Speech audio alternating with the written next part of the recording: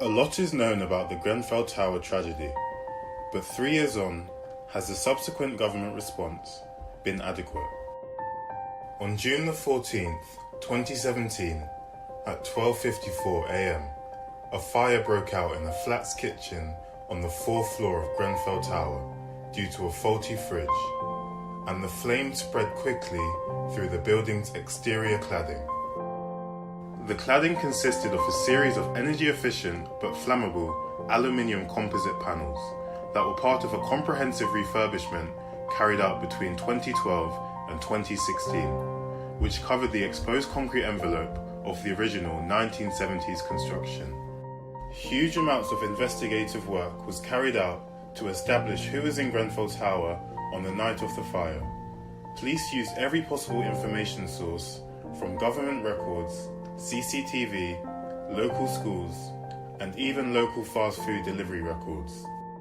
It was concluded there were 293 present when the fire started, of which the London Fire Brigade rescued 68 people from the burning tower, and 155 people escaped without assistance, resulting in an official death toll of 72 people, 70 losing their lives in the fire, and 2 people that escaped died later in hospital due to smoke inhalation. Additionally, 1 pregnant survivor lost her baby through stillbirth as a result of the fire. It was later accepted that the number of deaths, which could only be attributed to those who were identifiable by found remains, wasn't a definitive way of ascertaining a definite number of casualties, due to the intensity and the nature of the fire. The incident ranks as the deadliest structural fire in the United Kingdom since the 1988 Piper Alpha disaster. It's also important to point out that subsequent investigations found the owner of the flat where the fire began was in no way at fault, and that accidental fires caused by faulty fridge freezers were not uncommon. On the night of the fire, many of Grenfell's closest neighbours in the wider Lancaster West estate, known as the Walkways, were told to evacuate. Flaming debris was falling onto people's balconies, and there were fears that the tower could collapse. Immediately after the fire, those evacuated were moved into a rest centre or into hotels, if they didn't have friends or family to stay with. There were reports of people sleeping under bushes, in parks, or in their cars. The council responded to this saying a housing officer did walk around the site on the first night and spoke to police officers about any rough sleeping, and no one was seen. On the 18th of June 2017, 4 days after the fire, the government announced details of a £5 million emergency fund and how it would be spent. All those made homeless would receive £5,500, as well as discretionary funding to help with funeral costs and residents' legal representation. An extra £1.5 million was also promised for emergency services mental health support.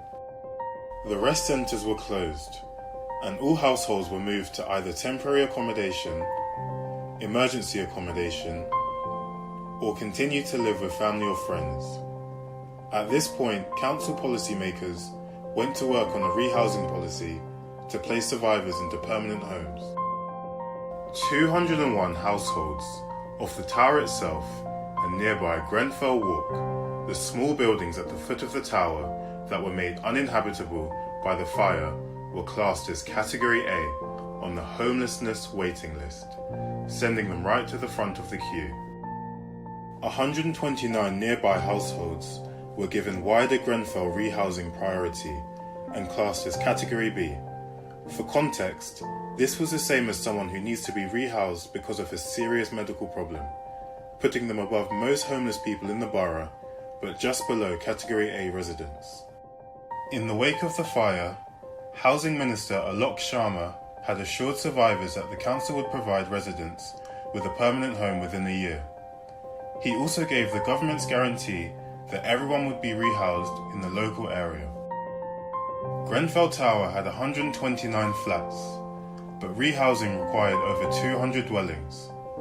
This is due to multiple households asking to be rehoused in more than one dwelling, such as those with grandparents or grown-up children. On the 24th of August 2017, The Royal Borough of Kensington and Chelsea committed at least £76.5 million towards rehousing Grenfell survivors, including £20 million committed to purchasing new homes in W10 and W11 postcodes, and between 15 and 16.5 million to find permanent homes for leaseholders whose homes in Grenfell Tower and Grenfell Walk were destroyed. The RBKC purchased 68 new build social homes on Kensington Row, along with 31 flats on Hortensia Road and 9 on Tavistock Crescent, for a total of 108 homes.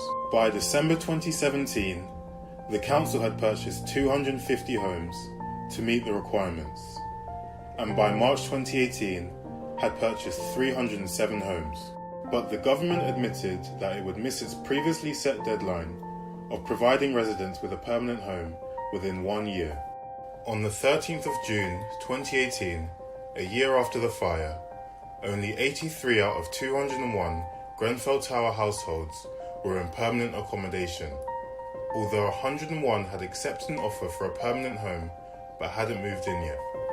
And of the surrounding area, only 1 out of 129 households had moved into a permanent home, meaning in total, 245 out of 330 households were not living in permanent accommodation a year later.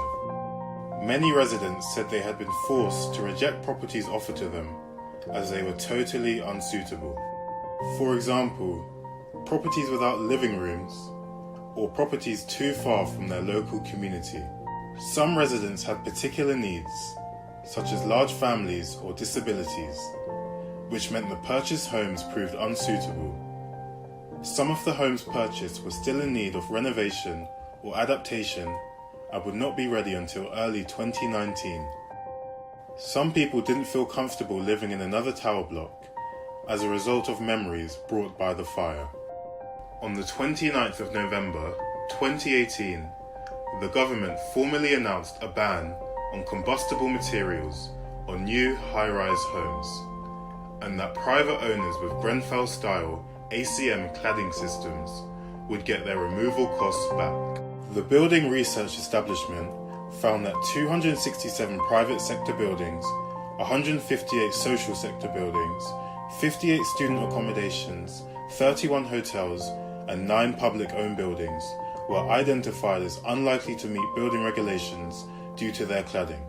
By the 23rd of December 2018, progress with rehousing had been made, but still, 96 households were without permanent homes, 36 from Grenfell Tower and 60 from the surrounding flats.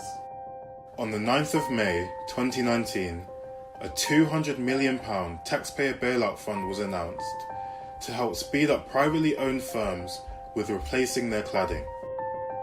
On July 2nd, 2019, an inquiry by the Labour Party found 95% of high-rise social housing in England had no sprinkler system.